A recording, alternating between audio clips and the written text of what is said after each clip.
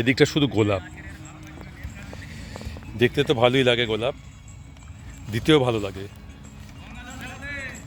কিন্তু এতে আছে কাঁটা, দিতে পারে ব্যথা। সুন্দর গোলাপ, আহা, এটা শুধু গোলাপ। আসলে গোলাপেই একটু প্রলাপ লুকিয়ে থাকে, ভালোও থাকে খারাপও থাকে। কাঁটার ব্যথা কখনো ভালো লাগে, কখনো আবার ব্যথা দিয়ে চলে যায়।